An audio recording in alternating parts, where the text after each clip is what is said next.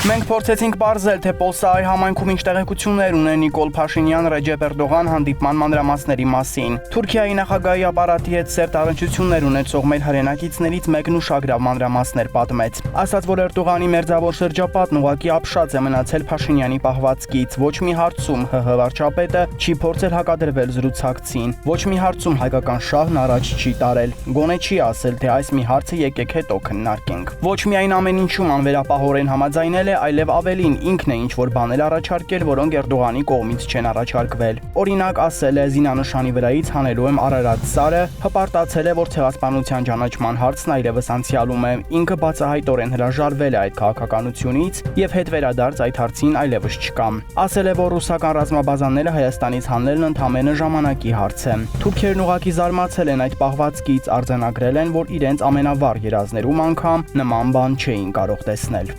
Երեկ վերջապես Նիկոլ Փաշինյանը ՍԱՏՄ ղեկավարի պաշտոնում հաստատեց Տիգրան Պետրոսյանի թեկնածությունը, որին ՍԱՏՄ խորհուրդը դեռևս անցած շաբաթվա վերջին ընտրել էր Սննդի անվտանգության տեսչական մարմնի ղեկավարի պաշտոնում, իսկ ուրբաթ օրը էկոնոմիկայի նախարարը ներկայացրել էր Փաշինյանի հաստատմանը։ Որոշ տեղեկություններով Տիգրան Պետրոսյանն էլ է ներգրաված եղել նախորդ ղեկավարին մեղսակրվող մեքենայությունների մեջ։ Հիշեցնենք, որ նախկին ղեկավար Արմեն Դանելյանին մեղադրում են պետության միջոցները յուրացնելու մեջ։ Հետևաբար կառույցում կասկածում էին, որ նա կնշանակվի ղեկավար։ Սակայն Տիգրան Պետրոսյանն ամուր թիկունք ունի, նա ՔՊ-ի աշխատակազմի ղեկավար, պատգամավոր, ՀԺ-ի նախկին գանձապահ Արուսյակ Մանավազյանի ընկերն է։ Մանավազյանն է նրան աշխատանքի տեղավորել կառավարությունում, նպաստել, որ առաջխաղացում ունենա։ Նա զբաղվում է ՔՊ-ի եւ Փաշինյանների ընտանիքի ֆինանսական հոսքերի կառավարմամբ եւ առաջադրվել է ՔՊ վարչության անդամի թեկնածու։ Հայաստանում սկիզբ առած ռեպրեսիաներին նոր կարելի ասել աննախադեպ փուլը, երբ մեկ նախադասության համար ազգային բարերար է կալանավորվում, իսկ վարչապետի Թուրքիայից օրը զանգվածային ձերբակալություններ են իրականացվում, որ Էրդողանին ապացուցի, թե ինքը երկրում տիրապետում է իրավիճակին,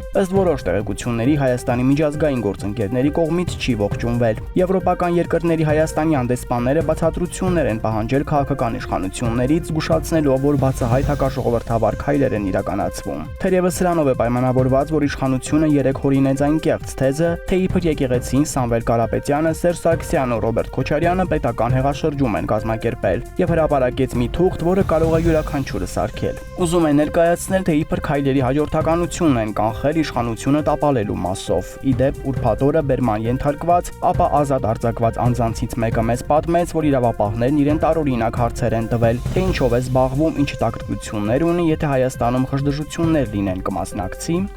Նիկոլ Փաշինյանը երեք հերթական գրառում արեց հեծի մասին, թե Հայաստանի էլեկտրական ցանցեր ՓԲ պետականացման պլանը պատրաստ է։ Շատ շուտով կմտնեն գործնական փուլ, պրոցեսները տեղի կունենան Հայաստանի Հանրապետության օրենսդրությանը համապատասխան։ Մեկ շաբաթ առաջ էր խորհրդարանում հայտարարեց, որ հեծի ազգայնացման նախագիծն արդեն ազգային ժողովում է, սակայն մինչ օրս չկա նման նախագիծ, անգամ իշխանական պատգամավորներն են այդ հարցից դիսկոմֆորտի մեջ ընկնում։ Իշխանական աղբյուրների փոխանցմամբ այնքան էլ հեշտ գործընթաց չէ հեծի ազգայնացումը, եւ Նիկոլ Փաշինյանը եթե ունենար դրա բանալին, մեկ օրում դա կյանքի կկոչեր։ Պարզապես որոշել է չնահանջել եւ հոգեբանական ճնշումը չթույլատրել Կարապետյանի եւ ընդդիմության նկատմամբ։ Երեկ էլ Կարապետյանին Արմավիր ՔԿ-ի կարանտինից տեղափոխեցին ԱԱԾ շենքում գտնվող Երևան կենտրոն ՔԿՀ, որտեղ պահման պայմաններն ավելի խիստ են, արտաքին աշխարհի հետ շփում չկա։ Մեզ ասացին նաեւ, որ հարկայինին հրահանգ է տրված տոտալ ստուգումներ իրականացնել Կարապետյանի ընտանիքին պատկանող բոլոր հիմնարկ ձեռնարկություններում ու հնարավորինս մեծ տուգանքներ գրել։